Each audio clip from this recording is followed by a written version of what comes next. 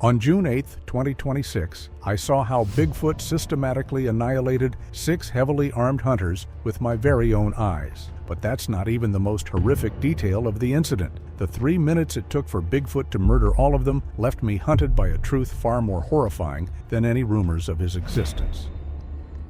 The diesel generator behind me kicked on with a cough, which was when I smelled pine sap mixing with exhaust fumes, and that's when I saw Bigfoot. I'm standing at the rear bumper of the mobile command center, a blacked-out RV the size of a delivery truck, bristling with antennas like some kind of military surveillance unit dropped into the wrong century, and my hands are still wrapped around a crate of equipment I'm supposed to be hauling toward the staging table. 3 men are unloading carbon fiber rifles from foam-lined cases, rifles that cost more than my truck, and a 4th man is crouched over a tablet. Sterling stands at the center of it all. One of them, a younger man with a satellite phone clipped to his belt, keeps repeating a number out loud. Some figure attached to whoever brings back proof of Bigfoot. Like the forest behind him is a vending machine waiting to dispense a payout if he just inserts enough confidence. They don't belong here. That's when the drone lifts off the rock with a mosquito shriek, climbing fast, and that's when my eyes drift up past the line of pines toward the ridge above the logging road. And that's when I see Bigfoot. A silhouette, massive and hulking, standing dead still against the burnt orange smear of the setting sun. Shoulders too wide for any man, a head sunk low between them like he's studying us the way a wolf studies a flock before deciding which one limps slowest. Bigfoot is there for 1 second, maybe 2, and then he steps back behind the tree line and the ridge is empty again like he was never there at all.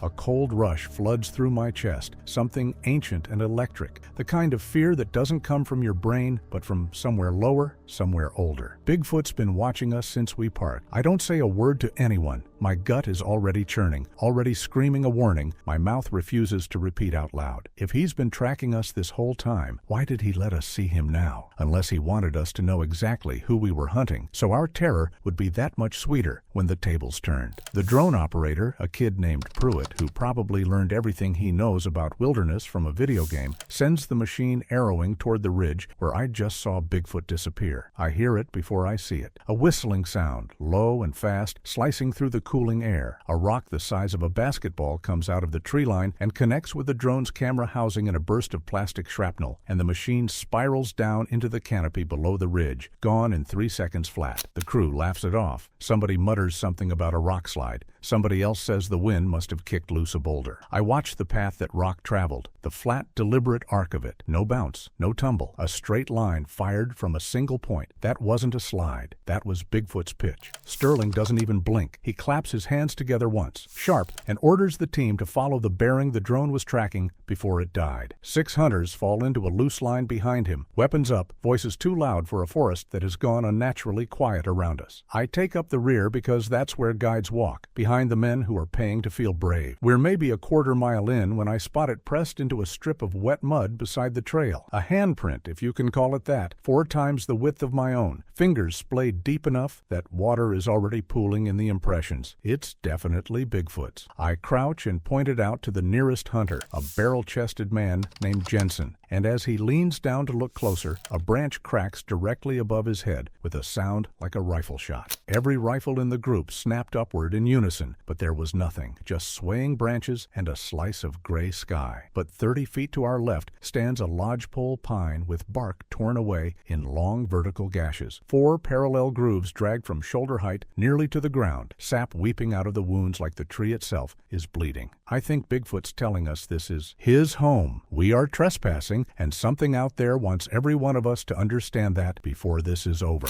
The radio clipped to Pruitt's vest crackles, static popping, and then a voice comes through, deep and wet and guttural, but shaped, deliberately shaped, into the same flat cadence Pruitt uses when he calls out drone telemetry. Target acquired. The whole team freezes. Pruitt looks down at his own radio like it betrayed him. Nobody laughs this time. Bigfoot's not mimicking a voice, I think, watching the tree line for any flicker of motion. It's mimicking a sound, a pattern. It's learning us in real time, cataloging every noise we make and feeding it back to remind us that nothing here is private anymore. Nobody wants to say it out loud, but the silence that follows is its own kind of answer. Jensen checks the safety on his rifle twice, a nervous habit I'd bet he doesn't even realize he's repeating. The man with the satellite phone has stopped reciting his bounty figure. Sterling clears his throat and announces with the forced confidence of a man narrating his own bravery for an audience that no longer trusts him, that wildlife mimics noise all the time, that ravens do it, that this is nothing more than an unusually large animal with an unusually good ear. I don't argue. I've learned over 30 years in these mountains that arguing with men like Sterling only slows down the moment when reality finally argues for itself, and out here, reality has a habit of arguing loudly. We push on because Sterling refuses to turn back,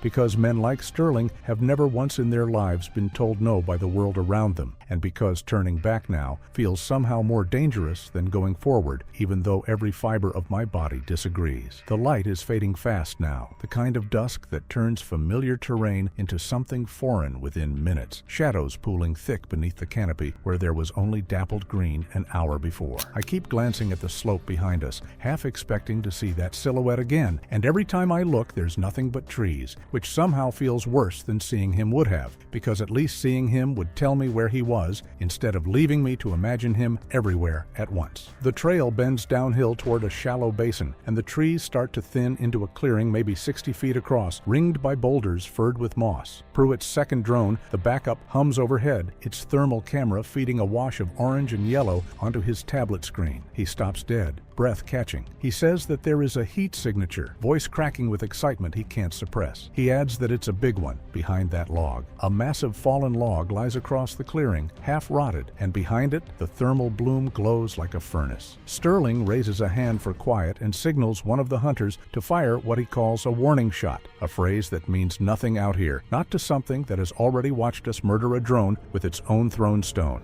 The rifle cracks, the bullet slams into the log, splintering bark, and nothing happens. No roar, no charge, nothing. The team edges forward, rifles trained on the log like it might still come alive, boots crunching over dry needles in a silence so thick I can hear my own pulse keeping time with each step. Then I see Bigfoot before any of them do, because I'm the one who has spent 30 years reading what this forest actually looks like.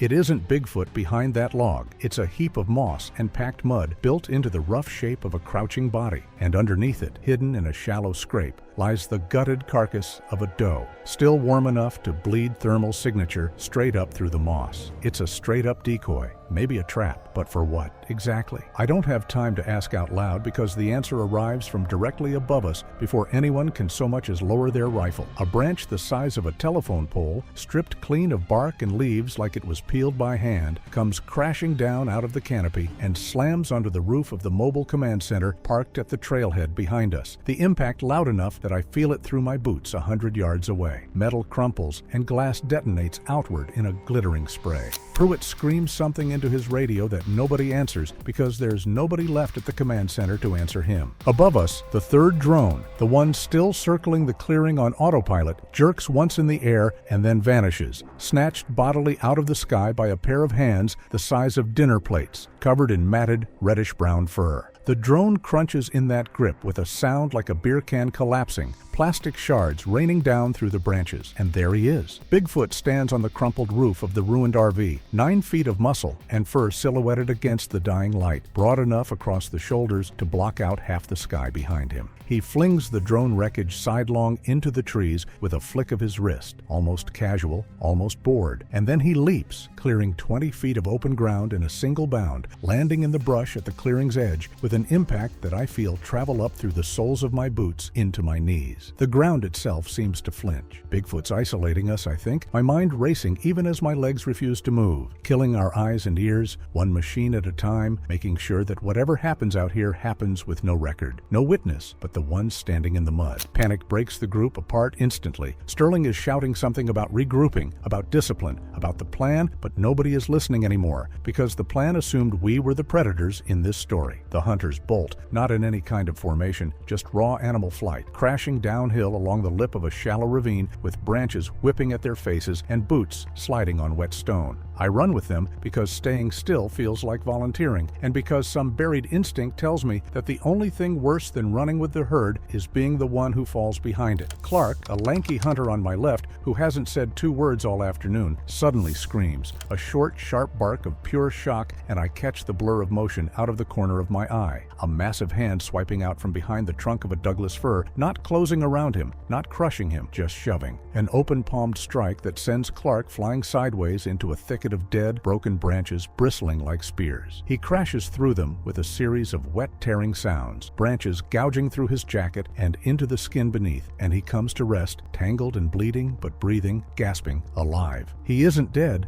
but he's slowed. Bigfoot's not trying to kill us yet, I realize, the thought arriving with horrible clarity even as my legs keep pumping beneath me. He's herding us. We're cattle being pushed toward a chute, and somewhere ahead of us, that chute has a gate. Every shove, every thrown stone, every collapsed drone has been a hand on our backs, steering 5 running men and 1 terrified guide exactly where something wanted us to go. And the worst part, the part that claws at the back of my throat as I run, is how easily it worked. We never once chose our own direction after that first sighting on the ridge. We only ever thought we did. The ravine narrows as we run, the walls rising on either side until we're funneled into a tight defile between 2 slabs of gray rock streaked with lichen. And beyond it, the ground opens into a dead-end canyon. Cliff walls curving around 3 sides like the inside of a stone bowl. Sterling sees it, and somehow, against every signal his own eyes should be sending him, calls it a fortress. He told us that we make our stand here, dragging the hunters into a rough firing line at the canyon mouth. Rifles up, breath ragged. My stomach drops straight through the canyon floor. No, I think, looking up at the sheer rock rising 50 feet on every side. This is exactly where Bigfoot wants us. This was never a dead end for him. It's a kill box, and we just walked ourselves into it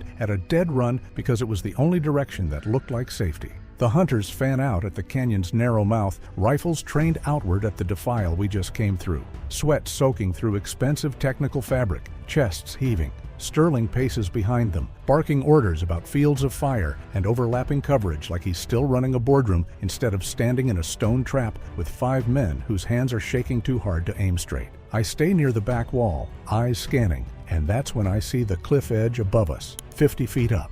Sterling thinks he has the high ground because Bigfoot hasn't shown itself from above yet. I already know better. I already feel it.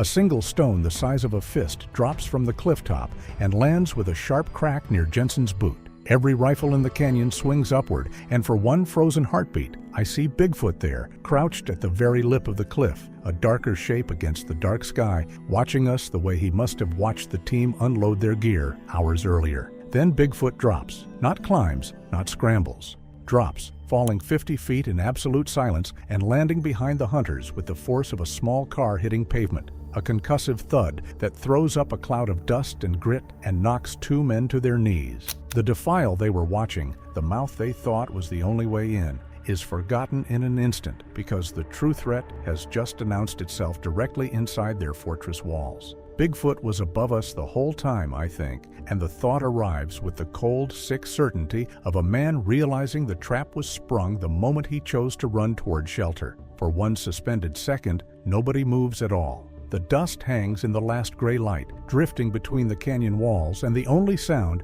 is 5 men breathing and 1 guide's heartbeat slamming against his own ribs hard enough to hurt. Even Sterling, mid-syllable on some order about fields of fire, has gone completely silent, his mouth still open around a word he never finishes. I will remember that second, longer than almost anything else from that evening, the way the whole world seemed to inhale at once and hold there, balanced on a hinge, right before it tipped. Now, what happens in the next 3 minutes inside that stone canyon will outlast every other memory I carry for the rest of my life, compressed into a span of time so short it barely registers as time at all. More like a single continuous impact, one violent motion of Bigfoot after another, with no space between them for breath or thought or mercy. Bigfoot moves first, and he moves with a kind of speed that the human eye isn't built to track cleanly. No roar preceding it, no warning growl, just silence and then motion. A 9-foot wall of muscle covering 20 feet of canyon floor before Clark, who has just stumbled back into the group bleeding from a dozen shallow cuts, can even raise the rifle still clutched in his trembling hands.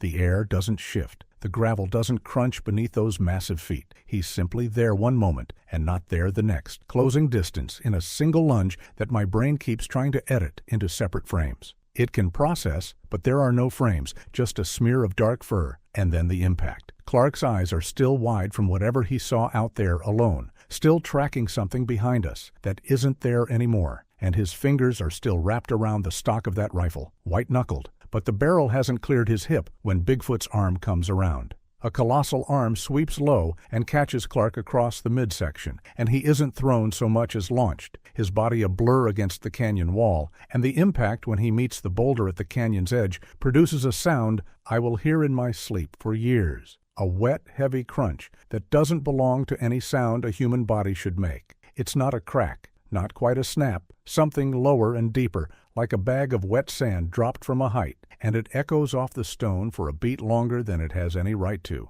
bouncing back at us from 3 different angles, while Clark's boots still kick empty air from the force of the throw. His torso folds around the point of contact, spine bending inward at a spot that shouldn't bend, and I see his mouth open, but no sound comes out, just a thin string of saliva that catches the fading light before he starts to slide. Clark slides down the rock face and goes still, one arm bent beneath him at an angle no living joint should allow, his rifle still dangling from its strap a few feet away, swaying gently like nothing at all has happened. The strap has twisted around a small outcrop of stone, and that rifle just hangs there, turning a quarter inch one way and then back, the barrel tapping the rock with a tiny metallic ping every other swing.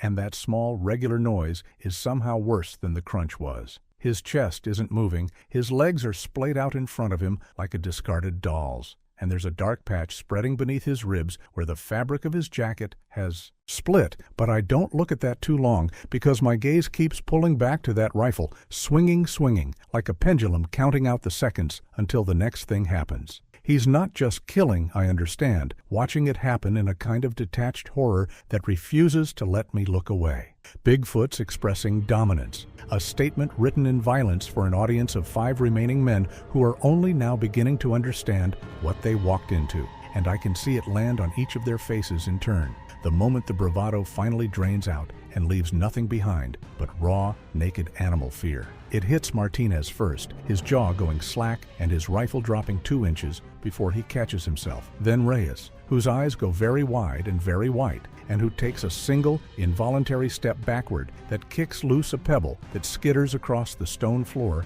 like a gunshot in the quiet. Jensen holds it together longest, but I can see the tremor running through his shoulders, the way his throat works as he swallows nothing, the flicker in his pupils that says his hindbrain has already written this whole scene's ending and is just waiting for the rest of us to catch up. Jensen, the closest hunter, the one who examined that handprint in the mud less than an hour ago, swings his rifle up in a panicked arc, finger already moving toward the trigger. But Bigfoot is faster, always faster, a hand the size of a dinner plate closing around the rifle's barrel before the muzzle ever clears Jensen's hip. The creature's arm extends without any visible effort, just a casual reach across the space between them, and those fingers wrap around the steel with a grip that doesn't even need to tighten, because Jensen's hands are already losing their purchase, his palms sweaty, and his knuckles bloodless from the sudden jerk of his own motion. There's no struggle, no tug of war. The rifle is simply ripped free of Jensen's grip with a single flick of the wrist, the kind of motion a man might use to swat away a fly.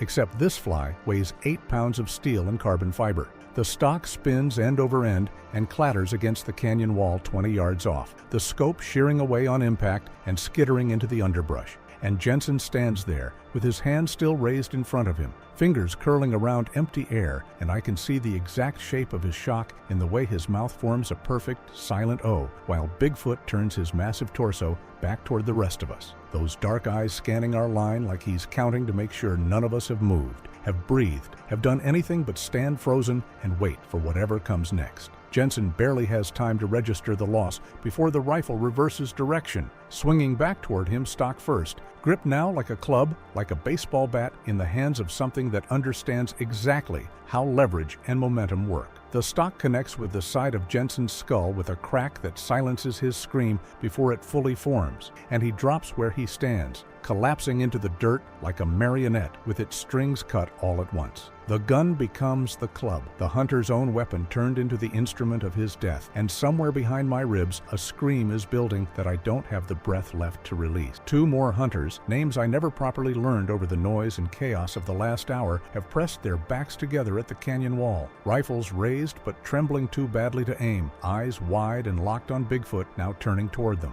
There's no hesitation in the charge that follows. No feint, no testing strike, just a direct, unrelenting advance that eats the distance between them in a heartbeat. Bigfoot extends both arms as he closes the gap, scooping the two men up against his body like a man gathering an armful of firewood. And instead of slowing, he drives forward, using his own momentum and their combined weight as a single battering force aimed at a massive fallen tree branch jutting up from the canyon floor. Its broken end splintered into a jagged spear point taller than I am. The two hunters are driven backward onto that spear with a force that punches the wind out of the whole canyon, impaling them both on the same broken length of wood, pinning them together in a grotesque tableau that no camera, no drone, no piece of footage anyone recovers later will ever fully capture the sound of. It wasn't an accident. I understand, the realization landing like its own kind of wound. Bigfoot used the environment as a weapon, the same way he used the rock slide, the same way he used the fallen branch on the command center roof. Every piece of this forest is an extension of Bigfoot out here, and we walked into his hands the moment we crossed the tree line. The branch groans under the weight, bending but not breaking, and for a moment both men hang there, motionless, the canyon walls throwing the sound of their final breaths back at me twice over. I want to look away, and I can't. My eyes locked open by something stronger than will, some need to witness every last detail, so that later, if anyone ever asks, I will be able to tell them exactly what happened instead of leaving gaps for doubt to crawl into. There will be no gap, not in my memory, however much I might wish there were.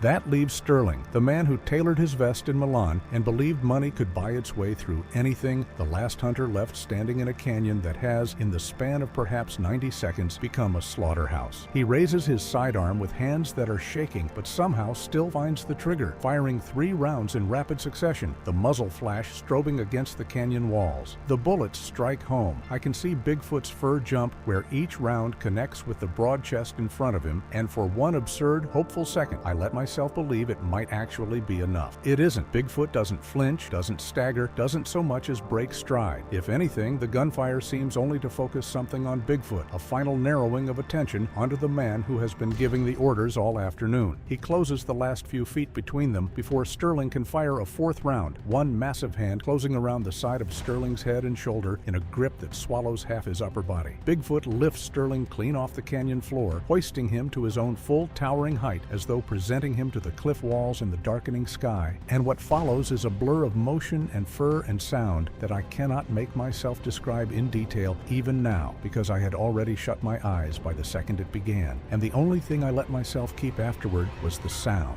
a sound I refused to put into words, the sound of a man being unmade. The pistol clatters somewhere onto the stone floor of the canyon, still smoking, and I hear it skitter and stop, and even through closed eyelids, I sense the moment Sterling's last word dies in his throat, half a syllable that never finishes forming. The vest he was so proud of, the one tailored for a hunt he thought he was leading instead of one he was being led into, lands torn and dark a few feet from where I'm crouched, and I keep my eyes shut a few seconds longer than I need to, not out of fear of seeing more, but out of some instinct that tells me the moment I open them again, I will be the only set of living eyes left in that canyon to witness whatever comes next. 6 men, 3 minutes. I will repeat that number to investigators, to reporters, to my own reflection in bathroom mirrors at 3 in the morning for the rest of my life, and it will never once make sense to the part of my brain that still wants the world to operate on rules I can understand. I just find myself looking, helpless against the pull of it, and Bigfoot is standing in the center of the carnage, motionless now, head bowed slightly as though surveying his own work the way a man might survey a finished job. Then, with a deliberateness that feels worse than the violence that came before it, Bigfoot turns. His head swings slowly around, that massive skull rotating on a neck thick as a tree trunk, and his eyes, which I had expected to be animal, blank, empty, lock onto mine instead, with something that can only be described as intelligence, ancient and patient, and utterly aware of exactly what it is looking at. I am a statue. I am nothing but a heartbeat trapped behind 2 unblinking eyes, unable to so much as twitch a finger, because some primal part of of my mind has already decided that movement equals death and stillness might buy me another second of life. Bigfoot takes one step toward me, a single step, deliberate, unhurried, the kind of step that doesn't need to be fast because it already knows there is nowhere for me to go. And then, before the second step ever comes, something in me breaks free of the paralysis and I turn and I run, faster than I have ever run in my life, lungs burning, legs screaming, branches tearing at my arms as I crash blindly back through the defile and out into the dark trees beyond. And I do not look back, not once, not for anything. I don't know how long I ran before I realized no footsteps were following mine, no crashing branches, no thud of pursuit shaking the ground behind me. There was nothing. He let me go. He let me see it all, every second of it. The decoys and the destroyed drones and the deaths delivered